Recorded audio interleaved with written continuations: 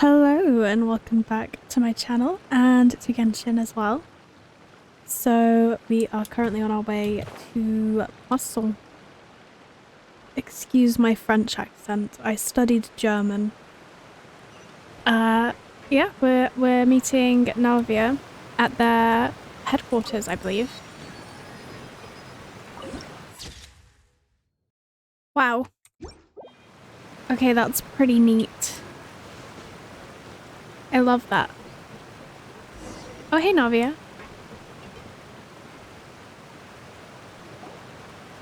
Whoa! What a huge ship! Why would a ship be anchored at a place like this? There's no need to be so surprised. While it may look like a ship, it's actually Spina di Rosula's headquarters. That's so cool. My father was the one who asked for it to be built like this. Perhaps our taste in exterior design is the only thing we occasionally had in common. A gigantic and glamorous ship embodies discovery, opportunity, ambition, and conquest. It symbolizes Spina di Rosula's bright and limitless future. I think I'm starting to get why you like it. And Paimon thought you were bluffing when you said Spina di Rosula had a glorious past. Paimon was confused why a group with such a history would live in the sewers. But now that Paimon has seen this ship for herself, she's been convinced. Well, Poisson is where Spina di Rosula began, after all. It's our main base, our home. Well, it's very cool.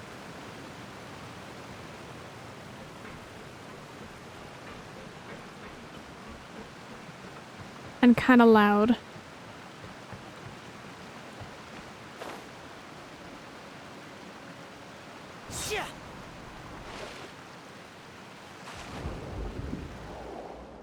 I always forget about the underwater. Oh my god, okay. We're gonna go there later. Oh, that was fun. Big fan of the Fontaine character dolphin jumps. This is so cool. I love it. I love a good, like, rickety, steampunky vibe. And the metal footstep sounds, that's such a nice detail. They might have it good for a while, but it ain't gonna last. Oh, we have to... Do we go up a... Is this a ladder or is this like a support? This is too big to be a ladder, right? I'm just gonna climb it up anyway. No, I'm not.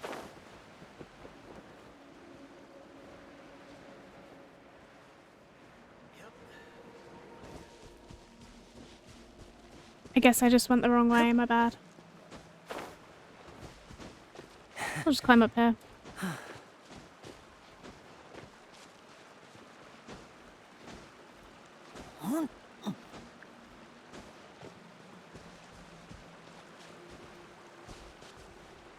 Ooh.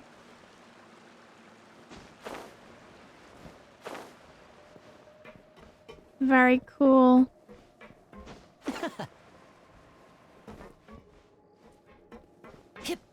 Quickly grab the Oculus up here. As it turns out, every time I say I'll come back for something, I don't. Alright. What's up, Melus? Melus, we're back! Apologies for the wait, demoiselle, and our most important partners. You said before that you still had some business at the court. What brings you back to Poisson so quickly? About that. It's because my partner here reminded me of something really important. You see, what if my father's case had something to do with water from the primordial sea? You still remember, right, Melus? On that night, it was raining? Yes, the case was quite similar to that of Mr. Linney's. Both were what you'd call impossible murders. Could the mastermind be the same person? Could you tell us a bit more about what happened before? Yeah, Of course. Many years ago, something called synth began to gain popularity in Poisson. At a glance, it was a kind of drink that could excite your mood and produce many pleasant hallucinations. Wait! Didn't that guard guy who turned into water also mention that the primordial water could be used to produce some kind of potion? Yes, he did. Considering what we know now, it's almost certain that synth is created using water from the primordial sea. If you drink synth for an extended amount of time, you'll suffer many side effects, such as losing the ability to focus or control your emotions. And if you were to stop drinking it completely, you'll experience flashes of paranoia and anxiety while lacking energy to do anything. It's an extremely dangerous substance. As he oversaw Poisson, my father was compelled to put a stop to synth abuse and called for a complete ban of it. Boss's uncompromising attitude incurred the synth vendor's wrath, but no matter how much they threatened or bribed him, he refused to yield. Not only that, Boss became determined to find the mastermind behind the synth operation and put an end to the problem once and for all. Yes, but the enemy was very cunning. So he could never get anything out of the dealers, all of whom only sold the stuff and weren't privy to the rest of the operation. Recognizing that, my father decided to contact the dealers in secret and cultivate personal relationships with them. Finally, he was able to convince someone to become his informant. The man's name was Jacques. He felt greatly ashamed about his work after seeing many families destroyed by synth abuse. That night, my father hosted a banquet at his countryside estate. He planned to meet up and exchange information with Jacques over some food. But then, we heard 2 gunshots from the courtyard. We raced to the scene and found my father, still holding a gun, and Jacques, who was already dead on the ground. Huh? How did that happen? Aren't they on the same side? Sounds just like Lenny's case, doesn't it? In both cases, the culprit seemed obvious, but neither appeared to have any motive at all. Looking back on it, though, I now believe the most important clue was something we all overlooked at the time. There were pieces of clothing left at the scene. So they could have belonged to someone who got dissolved. Precisely. It's all thanks to you that I made the connection now. Back then, we all just thought they were some costumes that Jacques used to disguise himself at the banquet. But, considering it now, it's almost certain that they belong to a third person at the scene. With one extra person, we'll also need to reconsider why the 2 shots were fired. Maybe your father got into an argument with Jacques, but it's also possible that the third person was to blame. You're right. We still don't know what happened. But my intuition tells me that we're on the right track to figuring it all out. I'm finally headed towards the truth. Jacques was an empathetic man who was infinitely remorseful for his past actions. It's unlikely that he turned on Boss with 0 warning. I think this third person is probably the key to the full truth. On that note, however, even though this will not please you, demoiselle, as your and your father's butler, I must still offer a word of warning. Our opponent is insidious and cruel. They are extremely difficult to deal with, and Boss has already lost his life trying to bring them to justice. Even though Spina de Rosula has lost most of its former glory, Poisson has welcomed a new time of peace, and we have been allowed to live out our lives. There is no need to follow your father's path. It would be both wise and in line with Boss's wishes to step back and give up on the case. I think we all know that's not going to happen. If that's indeed what he wished for, then he should have told me that himself. Was I not the closest person to him? And yet, I was the one most kept in the dark. What was the point of him dying without sharing any of the secrets he knew? Did he manage to protect anything in the end? Synth is still here. Callus the Unfaithful is still his epithet. And Spina di Rosula is barely getting by. Nothing has changed. Did he think I'd just accept his meaningless death and live out my life just as meaninglessly? I I've never accepted that. Ever. Not since that day, and certainly not now. I want to find out the real answer for everyone's sake. For the missing girls, for the victims, and for myself. Navia. This is indeed the best moment to act.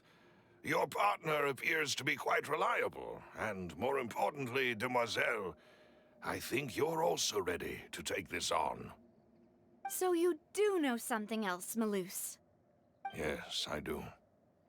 In fact, even before that banquet, Boss already knew of the connection between Synth and the serial disappearances case. But what drove all the tensions to the boiling point was the revelation that you, Demoiselle, had been selected as the next target to disappear. I see. What? Boss also didn't tell you that he had been diagnosed with a rare illness. The doctors told him that he had no more than 5 years left to live. And the serial disappearances case caused him great anxiety. 5 years was nowhere near enough time to resolve this long-standing conflict. But once he passed away, all the danger would pass on to you. Knowing all of this, he decided to use one final intimidation tactic before his death. He claimed to have already gotten his hands on some key incriminating evidence for the other side, and even told some members of Spina di Rosula about the details. But as long as you remained safe, he would not share the evidence with the public. If something were to happen to you, then he and all those he told would immediately expose all they knew about Synth and the disappeared victims. Right. So nobody would be able to get off scot-free. As we've seen, Boss's tactic has worked. Even though Boss has been gone for a long time, the other side has not tried to take Demoiselle's life. But they did. They poisoned her Fonta. No, I don't believe it. He never appeared to look sick to me. No father wants their daughter to see them weak and haggard, especially someone as proud as Boss. To him, dying in a duel and suffering lasting dishonor as the unfaithful was still far preferable than losing face in front of his daughter. Jeez. So he chose to die in silence, so that he could protect me. I'm afraid you're not understanding this correctly, Demoiselle. What Boss wanted to hand to you was not a parasol, but a sword.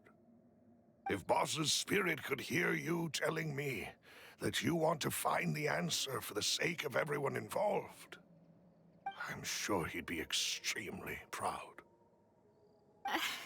That fool. Couldn't he have just given it to me straight? No. He might have set up everything precisely because he never thought I'd be able to understand him. Is that the amount of confidence he had in me? And what if I was never able to make it to where I am now? He gave you the choice to live how you want. Yeah. I suppose that's true. With the way he'd set things up, if I had wanted, I could have just lived out my life without a care in the world. But thankfully, he rarely talked to me about complex matters, and thus understood little of me as a person. In this case, he really didn't need to give me an easy way out. Huh. Maloose, what was the key evidence that he shared with you? It's the location where Synth is produced. Essentially, it's the enemy's headquarters. Ooh. When he was threatening the enemy, Boss didn't share the specifics of the incriminating evidence he found. But if you want to use it against the enemy, you'll still have to take several things into consideration.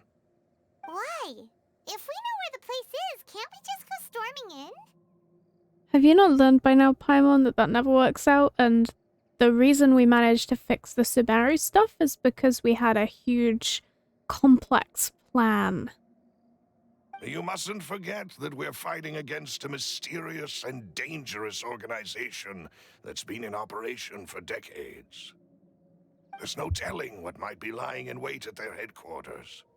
We also have no idea what kind of evidence we may be able to find inside, nor what people we may be able to capture. And we also know that they have some way of remotely killing their people. So even if we were able to capture anybody, there's no telling what they'd be able to reveal because they could just die. But a single visit to their headquarters would be tantamount to a formal declaration of war. The worst case would be that we leave empty-handed, but also open ourselves up to full retaliation. Then, in that case, why not work with the Fontaine authorities? Well, you saw one of them dissolve during Mr. Linney's case. We have no idea just how thoroughly they may have been infiltrated. Huh. That's true. Seems my father really had no choice. But things are different now. It should be a lot easier to prove the other side's guilt, now that we've connected Synth with the disappearances case. You sound like you've put a lot of thought into this, Maloose. I am the butler, after all. I live but to serve the boss and Demoiselle's will. I've always been willing to take on any kind of risk for your sake. But considering my relative lack of ability, I've spent my time keeping secrets, performing basic investigations, and waiting for the right time to come. Thank you for all of that, Maloose. Have you discovered anything new in the past few years? Let me think. One conclusion I came to was that the enemy must be quite familiar with Spina di Rosula, or at least have an informant planted here. Do not make Maloose or Silver be the plant. Do not do that to me. Literally, Hoyo, don't do that to me. I will take it as a personal attack. When I announced orders to the organization's members on Demoiselle's behalf, I used to deliberately keep a few people in the dark and observe the reactions of the synth vendors. If the vendors didn't change their plans, then the individuals informed of our orders must be innocent. If the vendors packed up and fled, however, then someone must have given them the news. After several rounds of testing and investigative tracing, I've narrowed the suspect list down to 3 people. He's a smart cookie. I love him. I would love to have a Maloose and a Silver. The first is Florent, Spina di Rosula's senior advisor. Huh? Florent? Yes, surprising, isn't it? He was one of the people Boss trusted the most, which also means that he was someone who understood Boss really well. Thanks to his position within Boss's innermost circle, he always knew our upcoming plans and could thus avoid capture this whole time. There's someone else like him too. Marcel, the head of Confrérie of Cabrières. Uncle Marcel. What is this confrérie?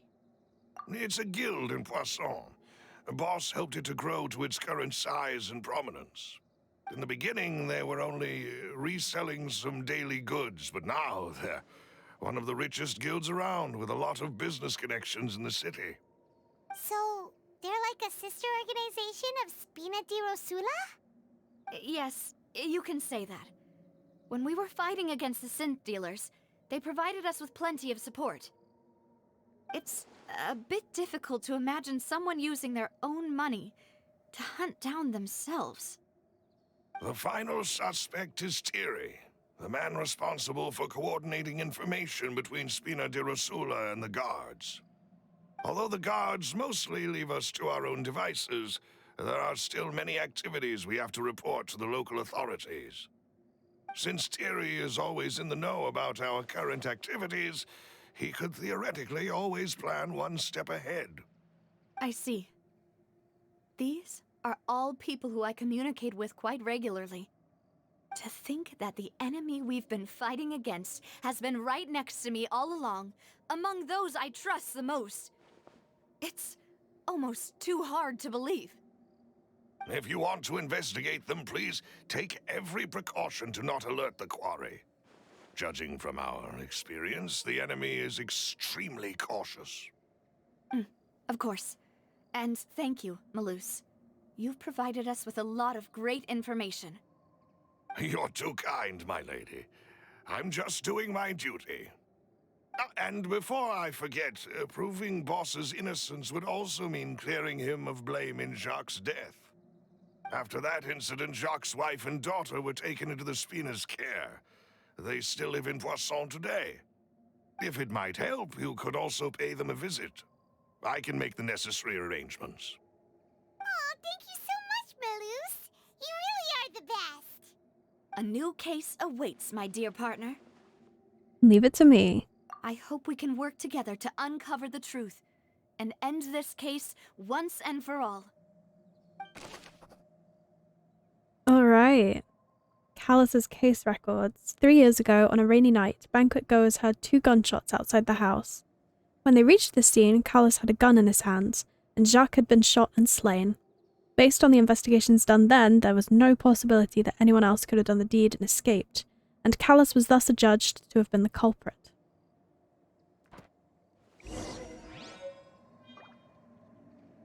Alright. We have our new case record. I think we're gonna go visit Jacques' family in the next video. But that was some pretty juicy conversation. And I'm very intrigued. I don't know about you. But yeah, I hope you're enjoying. I'll see you next time. Bye.